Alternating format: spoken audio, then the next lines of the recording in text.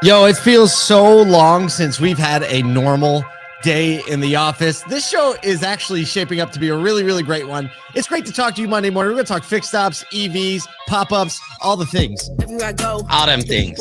All the things on a Monday. It's a beautiful, beautiful fall season. I feel like you got the volume up on that today. I don't know. I got to push it. Good. Got to push it on Monday. People need to wake up. Time to wake up. Time to wake up. We hope you are gearing up for an amazing Monday, amazing week. We still got 3 Saturdays left. Do weird? we really? Right? We still have 3 Saturdays left. Why is that, Paul? Why is that? It's a 5 Saturday month. Yeah, it is. I don't think anyone noticed that on the sales side, especially. No one knew. How do service departments view a 5 Saturday month? It really depends. They're great. Right? They're good. Okay. Yeah. Okay. I mean, that's a whole bunch of, especially like I've seen back when I started in the car business, and that's not that long ago.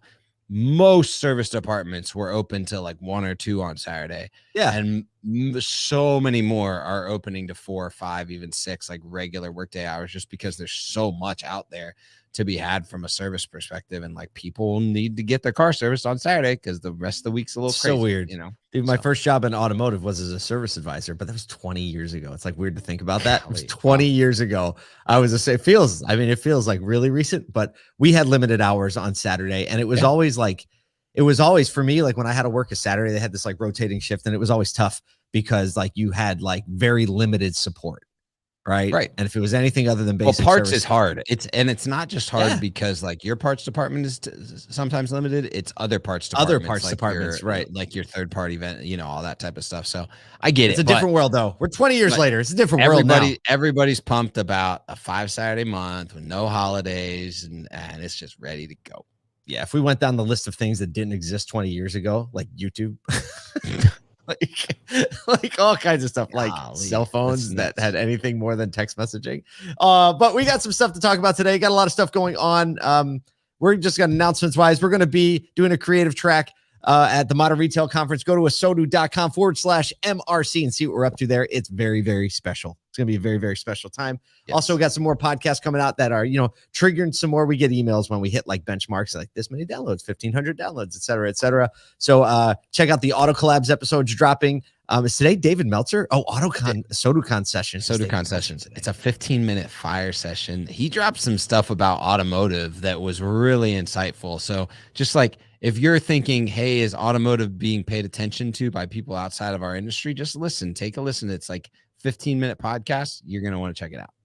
Very cool. Very cool. All right. Well, we got 3 stories to talk about today. We're on this like new track. Like, hey, we're going to try to keep the pod tight because we know we get a little long and we had a lot of things to talk about. So we're going to try to keep it tight, knowing that you have things to do. You want to hear the news, you want to hear a little commentary, maybe laugh, maybe throw something at the radio. I don't know. Do you listen to it on the radio anymore? Throw something at the radio.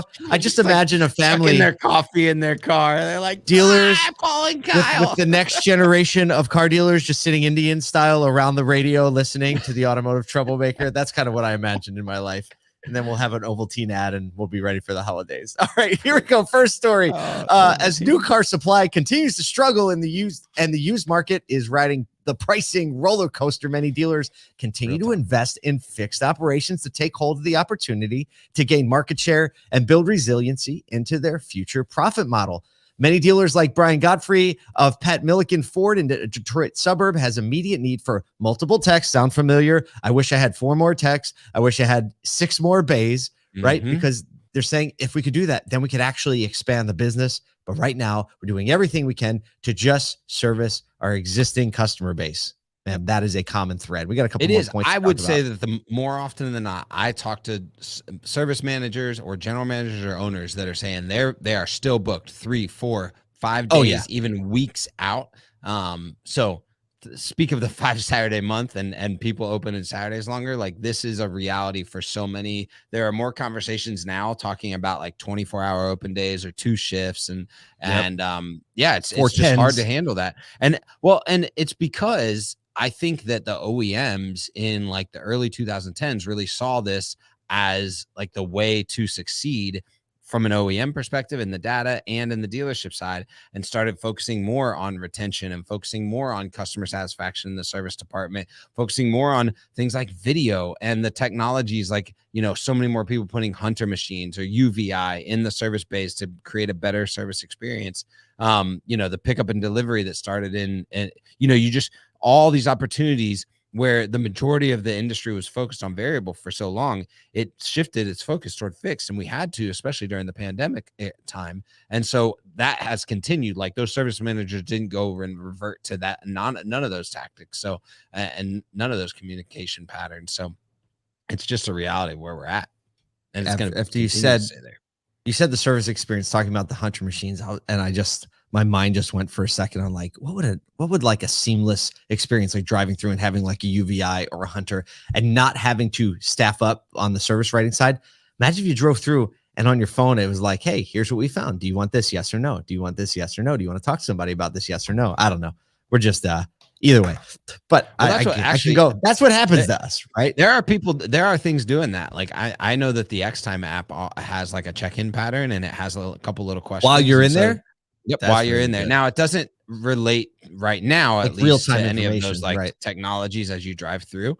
But I mean, even myself as a dealership employee, I would pull up to the service lane and walk away with my keys in the car and not even say hi to the advisor, because like I could tell they were doing something. I needed to get to a meeting. I would boop, boop, boop, four questions I'm here, on my phone. It's right there. Done. I know. Yep. It's like the way we like to check into hotels. I don't want to see anybody at the front desk. I don't want to see anybody at the front desk. Right? I just want to last two hotels that I've stayed in. I know. We won't go there. We won't go there. Phone. I get mad. I know. It's rough. You're like, I can't believe this beautiful hotel hasn't figured this out yet. Right.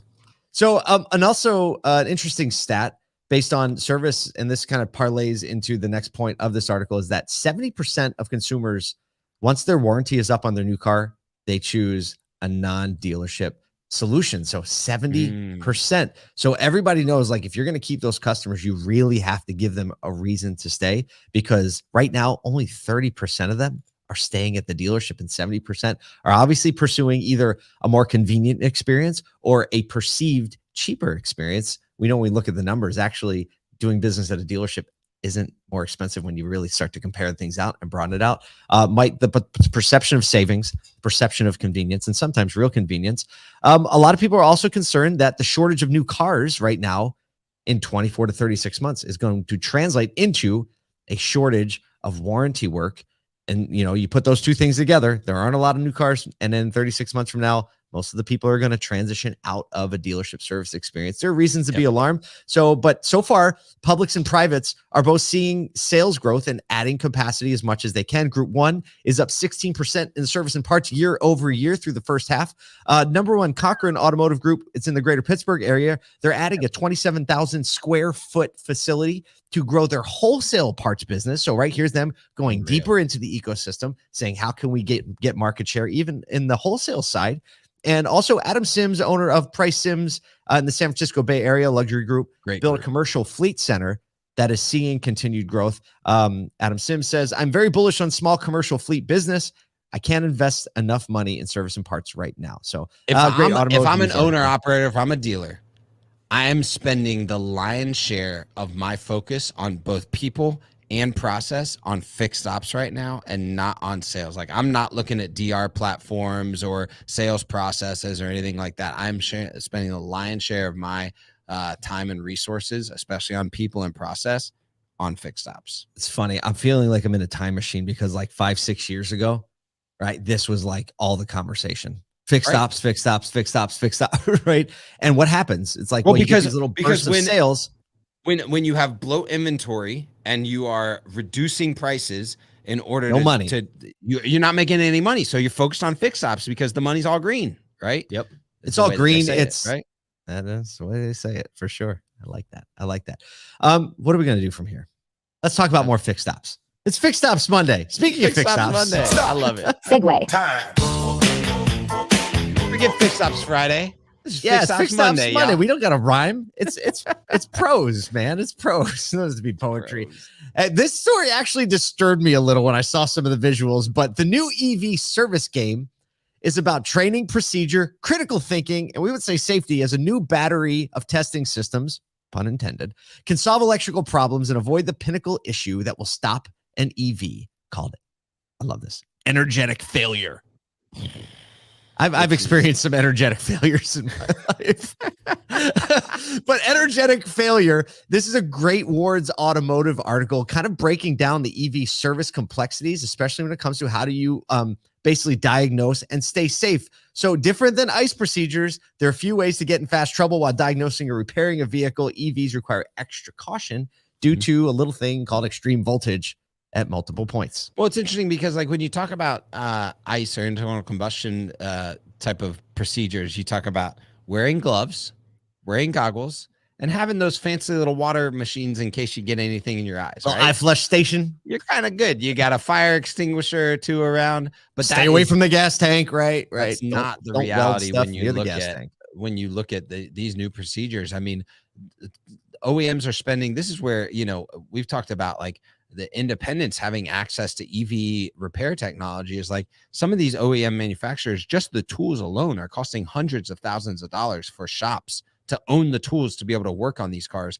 let alone all the protective gear, you know, all of the rubber, you know, different tools that just a mechanic needs to be able to work on some of like the easiest parts of the vehicle, let alone the hard parts, which is the battery technology or anything connected to the electrical chain. Like you think about the level of expertise, like relate this real quick, the level of expertise that electrical engineer or electrician has to have to be able to be a certified electrician and to go in and to work on your home or a commercial property or anything like that. An auto technician now has to have that level of expertise with electricity and because of the battery. And let me, you know, if you don't know, I know enough about electric to know that the working on outlets in your home or even working on 240, like the main panel in your home, isn't even close to the amount of voltage flowing through a direct current battery. Right. And if not ever forgot to flip off the switch and accidentally tagged yourself on just a tickle, like 120, it's like, pow. Oh, that was a thing. So it's like that times 1,000. So, you know, like special fire extinguishers, you know, procedures, all the things you said, but there is something. So what was called energetic failure, right? So energetic failure is basically when there's a failure for energy to transfer so that the vehicle can power on. And this can happen in a lot of ways. It can happen at the charging port. It can happen because of a software thing. It can happen because the actual battery terminal, like there's some safety cutoffs that aren't work, or it can be because there's a major issue due to like a collision, or I didn't know this, but the car being towed improperly. So if you think about it, when an EV is towed, right, when those wheels are spinning, right, there's like attached to generators, right? They're moving current. Right. And so there's actually procedure to tow these vehicles that could actually cause this. So that could, here's the ominous worst case scenario. We have a video for you. We're going to show you this in a second. Don't play it yet. Don't play it yet. Okay. So the ominous term is thermal runaway. And it's exactly what you think. It's when a battery cell short circuits and heats up, leading to a chemical reaction that is just impossible or near impossible to stop. Because if you think about it, the batteries are encased in multiple layers of metal. You can't get the fire suppression chemical to the source. Right. So the chemical reaction keeps happening. And just like you would think of like a runaway. So we're going to play a clip right now. And then for those of you just listening to the podcast, that water worked on an electrical fire. Oh my gosh. Like never. So go ahead, Isaac, roll the clip and then we'll explain for those listening. Oh, so what we're looking at is a line of 5 full-size EV buses. One shows some smoke and immediately bursts in the flames. Then the next one, and then the next one, and then the next one. Every 2 minutes. I don't know how it didn't get to the 5th bus and then it lit a whole dumpster fire. But these buses between were just sitting. 6:27 and 6:31, 4 buses completely engulfed in flames due to an explosion on the first one. And then the really ironic part is that there's a couple dumpsters right next to it that are also on fire. Yeah, which probably, like you were saying earlier, got put out in like 30 seconds. The dumpster fire's out and the buses. So, look, not to be too ominous, but like physical damage, overcharging, right? Improper equipment, and then back to improper procedure in the service department can lead to this. So again, this is something we haven't heard talked about a lot, which is why we're talking about it on the show today. It's not all roses and, you know, environmental melodies going into here's the thing. sunset, right? What Real do we do? considerations. What do we do? From a service department, educate your customers. Educate them on why servicing with you, what you've done to prepare for their EV vehicle, right? To make sure that they are taken care of. And then from the sales department, this is a proof case as to why people should return to service, why people should trust us as retailers and service departments. Like, communicate this, because this is a large task that, like, if you're a salesperson or you're a service advisor, that your operator, that your GM, that your service manager has taken on to ensure that your shop can handle these types of, specific issues and service. And like, that's just an education piece that we can pass on to the customers about what it takes to care for these vehicles. And I know we'll figure it out. I think there was probably a little bit of fear when people like first started working on gasoline engines and were like, the last time I worked on a horse, it never exploded. Right. Yeah. But all of a sudden now you have the horse is fine. I knew what the horse was going to do. So again, just another iteration of things we're going to figure out. Speaking of figuring things out. Stop. Segue. Time. In an oxymoronic kind of way, pop-up retail stores are becoming fixtures of the post-pandemic retail space, with many retail experts seeing their trend as a component of a successful retailer in the future. So this is the kind of store that shows up, opens for a few months, right? It features a brand, a product, whatever, and then they're gone. So opening for only a few months allows them to make a splash, build brand, build interest without long-term commitments, and still allowing the landlord to get some income from the space, but also have it available for a long-term tenant within a short period of time. Like, I like it. Yeah, it's like everyone just wants to be a Halloween store. No, I don't think anyone wants to be a Halloween store. No when one I look at those, that. Look, because no one expects a real great experience from a Halloween store. Well, right?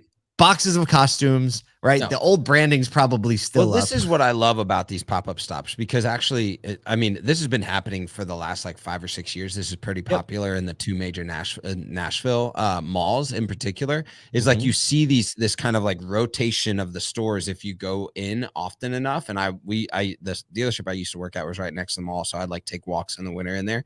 And what I love about them is that they are, and the article kind of pointed to this, that they really are focused on whatever that seasonality is, whether it's like a campaign or a type of clothing or something like that. And so they actually build the entire retail experience. So you think about like a retailer has to build the experience around a generalized retail opportunity, and then like kind of create point of sale materials in order to cater to that season. But they just build the entire retail experience around that season, and so it feels really good as a customer. So you're seeing and learning about the product in a space that makes sense for what you're purchasing. So I love the environment of it, because it kind of has a lot of that like entrepreneurial spirit within a legacy business.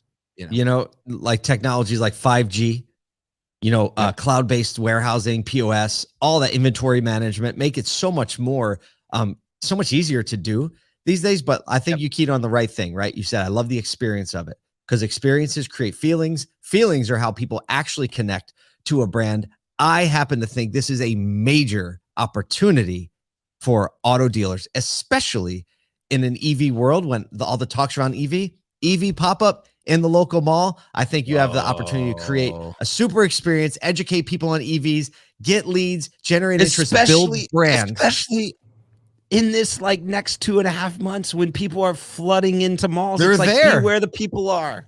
They're there. So I don't know. We've gone from fixed ops to EV battery safety to retail marketing brand best practices. That's just Monday. We have a lot to do. You have a lot to do, but go out there. We still have 3 Saturdays left if you didn't remember that from the beginning.